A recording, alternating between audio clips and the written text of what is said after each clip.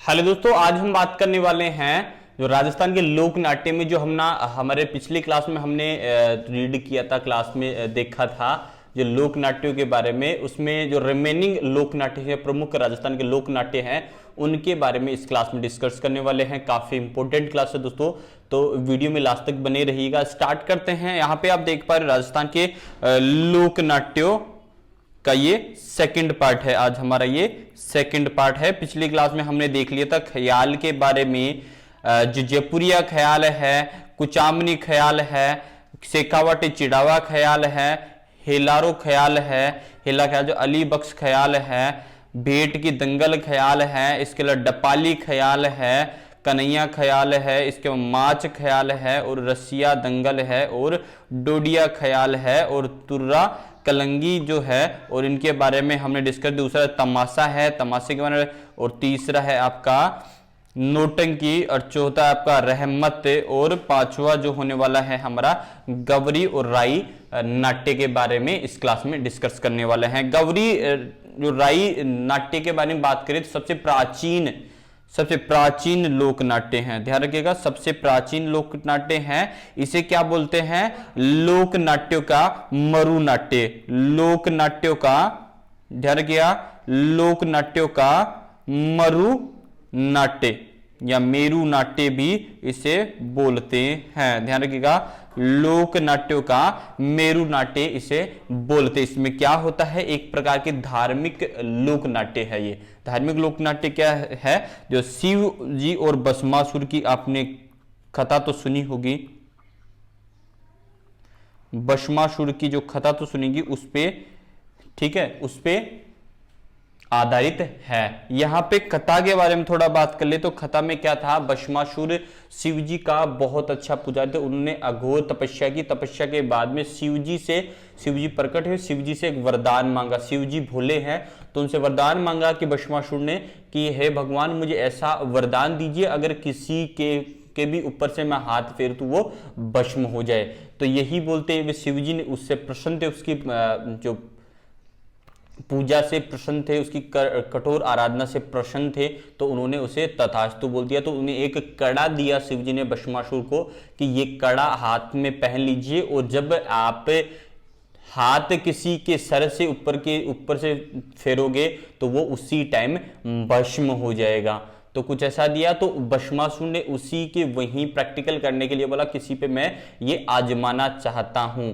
तो शिव जी ने बोला आजमा लीजिए। तो शिव जी को बोला गया कि भस्मासुर ने कि मैं आप पे ही वह कड़ा आजमाना चाहता हूं। यही बोल के वह शिव जी के पीछे लग गया उस कड़े को अजमाने के लिए। शिव जी आगे चल रहे थे, भस्मासुर पीछे भाग रहे थे। तो आगे पीछे यह खेल चल रहा था। यह देखकर देवता काफी दुखी थे, परेशान थे। इसी को देखते हुए विष्णु भगवान है, उन्होंने एक मोहिनी का रूप लिया, एक स्त्री का रूप लिया। स्त्री का रूप धारण करके भस्मासुर के सामने गए। भस्मासुर के सामने जाने के बाद उन्होंने ये बोला, हे भस्मासुर, आप तो बहुत शक्तिशाली हो और बहुत ही अच्छे दिखने वाले, मैं आपसे शादी करना चाहती हूं।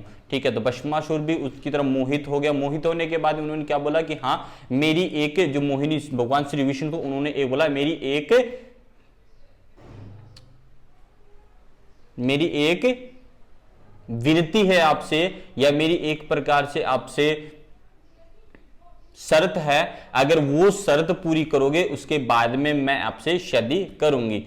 तो उन्होंने शर्त मानने के लिए वो रेडी हो गए। उन्होंने बोला जैसे मैं नृत्य करता हूं वैसे आपको भी नृत्य करना पड़ेगा। यही उन्होंने ये मान लिया भस्मासुर ने कि हाँ, मैं भी रेडी हूं। उन्होंने जैसे जैसे नृत्य किया वैसे वैसे भस्मासुर करते गए। भस्मासुर लास्ट में जो भगवान श्री विष्णु थे, उन्होंने छल करके एक तरीके से उनका हाथ अपना हाथ, क्या भस्मासुर जैसे ही अपना हाथ अपने सर के ऊपर से घुमाया, वैसे ही भस्मासुर ने भी अपना हाथ अपने सर से घुमाया।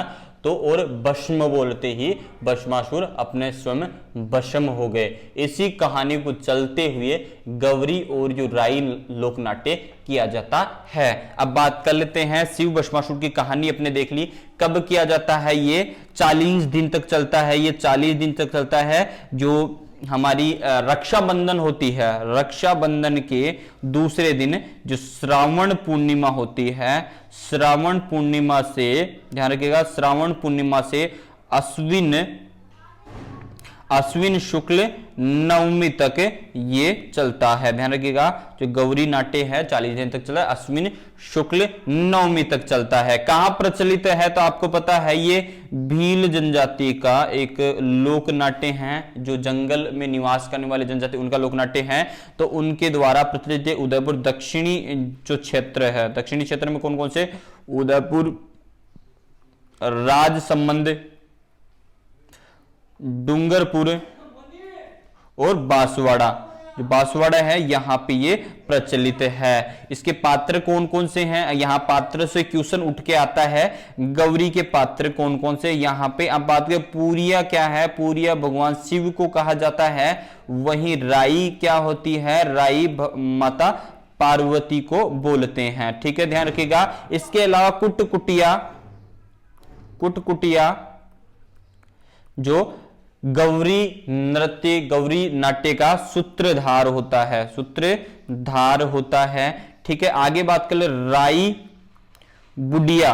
राई बुडिया क्या है, जो शिव भस्मासुर को बोलते हैं, राई बुडिया भस्मासुर को बोलते हैं। वहीं झामटिया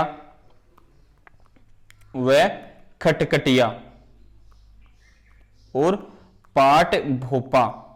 ठीक है, यहां पे कुछ दिन पहले जो राजस्थान जो रीट की एग्जाम हुई थी सेकेंड ईयर, उसमें एक क्वेश्चन पूछा गया, खटखटिया, झमटिया, फटफटिया किसके पात्र हैं, तो ये किसके पात्र हैं, गौरी नाट्य या गौरी नृत्य के पात्र हैं। वहीं बात कर लेते हैं इसका मूलतः कहां से है। ठीक है, यहां से बात कर लेते हैं, कंप्लीट हो चुका है हमारा जो गौरी जो नाट्य है वहां का कंप्लीट जो इंपॉर्टेंट बनता है वो हमने डिस्कस किया। अब नेक्स्ट बात कर लेते हैं चार बेत। चार बेत क्या है, चार बेत मूलतः अफगानिस्तान की शैली, ठीक है, और पठानी शैली से है। ठीक है, अफगानी व पठानी शैली से लिया गया है। और आगे बात करें प्रचलित कहां है, ठीक है, प्रचलित टोंक में है। ध्यान रखिएगा, टोंक में प्रसिद्ध है, राजस्थान के टोंक जिले में चार बेत प्रसिद्ध है। ध्यान रखिएगा, प्रचलित है। प्रवर्तक कौन है इसके, टोंक के राजा जो फैजुल्ला खां के शासनकाल में के समय करीब खां व अब्दुल करीम का अब्दुल करीम थे। इन्होंने क्या किया था, चार बेत का प्रारंभ किया था। कहां पे, राजस्थान में। वहीं गायक की बात कर लेते हैं। गायक क्या है, गायक के लिए डफ वाद्य यंत्र का उपयोग लिया जाता है। एक तरह डफ वाद्य को बजाते हुए शायरी और डायलॉग बोले जाते हैं। यहां अब नेक्स्ट बात कर लेते हैं। नेक्स्ट जो शैली होने वाली है स्वांग। स्वांग के बारे में, स्वांग लोक नाट्य, स्वांग से नाम से ही क्लियर है, एक तरीके से किसी की वेशभूषा, किसी भी प्रकार से उनका स्वांग धारण करना, वेशभूषा और मेकअप करके वैसा ही रूप धारण करना स्वांग कहलाता है। जो स्वांग धारण करता है उसे बहरूपिया बोलते हैं, बहरूपिया बोलते हैं। ध्यान रखिएगा, जो स्वांग धारण करते हैं उसे बहरूपिया बोलते हैं। वहीं बात कर लेते हैं मांडल। प्रसिद्ध कहां का है, मांडल गांव जो है भीलवाड़ा, ठीक है, वहां की नाहरों की स्वांग प्रसिद्ध है, स्वांग प्रसिद्ध है। ध्यान रखिएगा, ये कब किया जाता है, कब ये स्वांग धारण किया जाता है, चैत्र कृष्ण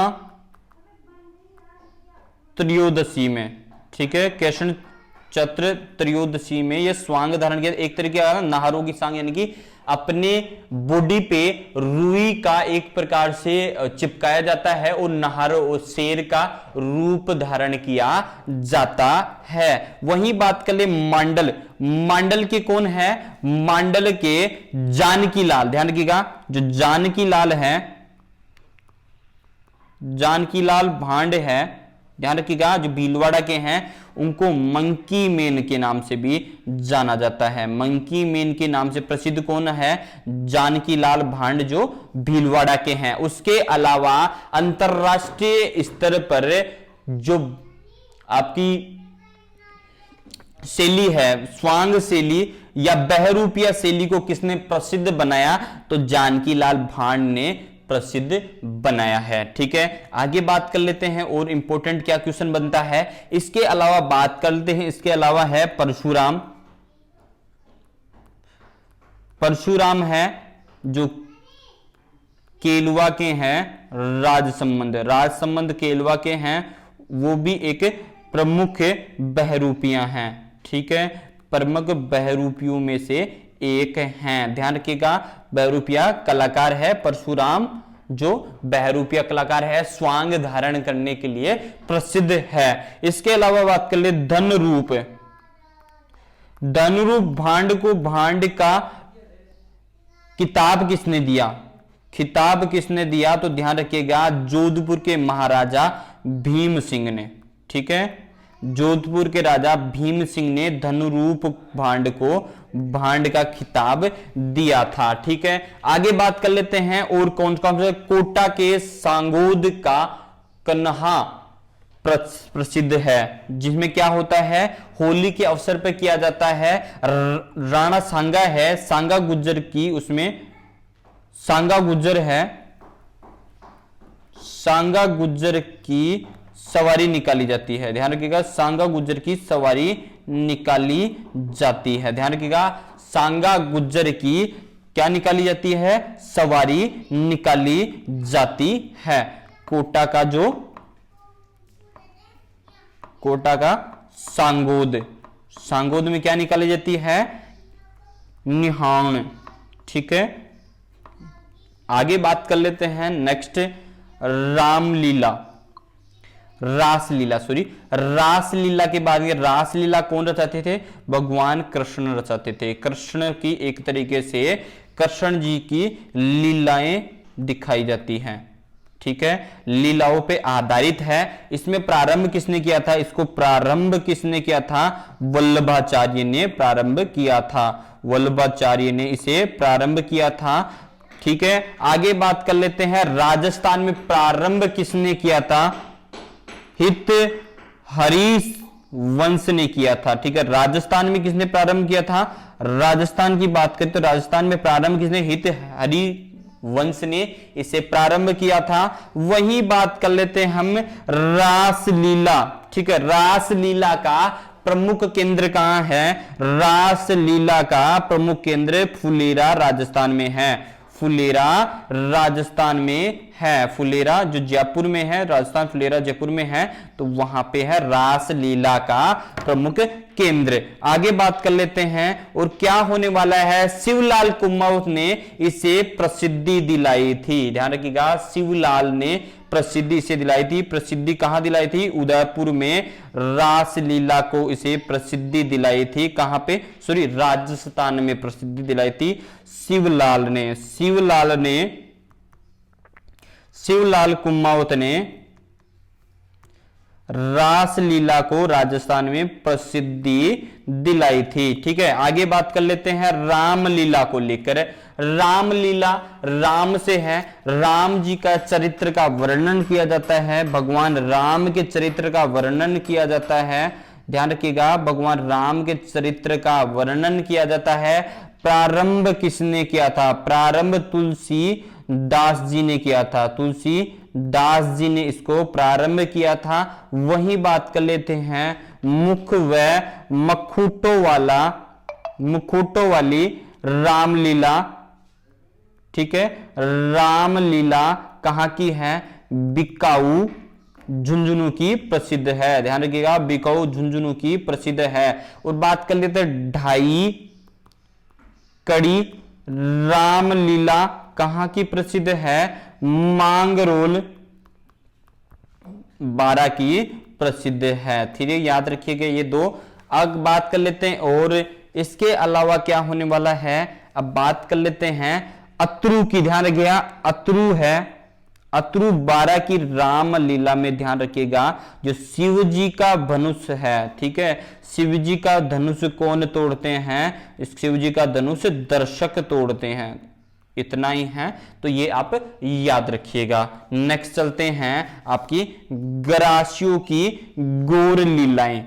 ग्रासियों की गौर लीलाएं की बात करते, ग्रासियों की गौर लीलाएं की बात करते, आबू क्षेत्र, आबू क्षेत्र ध्यान रखिएगा, आबू क्षेत्र में जो ग्रासीय निवास करते हैं वो क्या करते हैं? बाकोर की गणगौर के नाम से जानते हैं, इसे पूछते हैं एक तरीके से, और इसे क्या बोलते हैं? ये कब खेला जाता है? ये गणगौर के नाम से जाना जाता है, ठीक है, गणगौर के नाम से, बाकोर की गणगौर के नाम से जाना जाता है, और इसे गणगौर के अवसर पर खेलते हैं। ध्यान रखिएगा, ग्रासिया जनजाति से करती है। नेक्स्ट बात कर लेते हैं कठपुतली। कठपुतली की बात करते हैं, किससे बनती है? अरडू की लकड़ी से बनती है। ध्यान रखिएगा, कठपुतली अरडू की लकड़ी से बनती है। जो नचाता है, कौन नचाता है? उसे भाट व नट जाति के लोग क्या करते हैं? कठपुतली को नचाते हैं। सूत्रधार कौन होता है? जो सूत्रधार होता है उसे स्थापक बोलते हैं, स्थापक बोलते हैं। वही बात कर लेते हैं कठपुतली के खेल कौन से हैं। कठपुतली के खेलों की बात करते हैं तो इसमें सिंहासन, बत्तीसी और आपका अमर सिंह राठौड़ व पृथ्वीराज संयोगिता, ये कुछ कठपुतली के खेल हैं। ठीक है, आगे बात कर लेते हैं। उदयपुर में कठपुतलियों को प्रसिद्धि किसने दिवाई? देवीलाल सांबर ने। ध्यान गया, देवीलाल सांबर ने उदयपुर में कठपुतलियों को प्रसिद्धि दिलाई है। ठीक है, ध्यान रखिएगा, जो भारतीय लोक कला मंडल है, कहां पे है? उदयपुर में। ठीक है, लोक कला मंडल उदयपुर में है। यह खेल जो कठपुतली खेल है प्रसिद्ध है। ठीक है, आगे बात कर लेते हैं थोड़ा और। चित्तौड़गढ़ के गोसुंडा क्षेत्र में व बस्सी क्षेत्र में, ध्यान रखिएगा, सनकादियों की लीला प्रसिद्ध है। ध्यान रखिएगा, सनकादियों की लीला प्रसिद्ध है। ठीक है दोस्तों, जितने भी हमने डिस्कस के लिए लीलाओं के बारे में, गौरी के बारे में, अपने स्वांग धारण करना, जो भी लीलाएं हैं, राम लीला, रास लीला, कठपुतली, ठीक है, तो जितने भी डिस्कस किए जो इंपॉर्टेंट है उन हमने डिस्कस कर लिया है। किसी भी प्रकार से लेकर इस क्लास को आपको डाउट है तो कमेंट सेक्शन में कमेंट करना ना भूलें। अगर वीडियो आपको अच्छा लगा हो तो वीडियो को लाइक करें, दोस्तों का शेयर करें और चैनल को सब्सक्राइब करना ना भूलें। अब मिलते हैं नेक्स्ट क्लास में, नेक्स्ट वीडियो में। जय हिंद, जय भारत।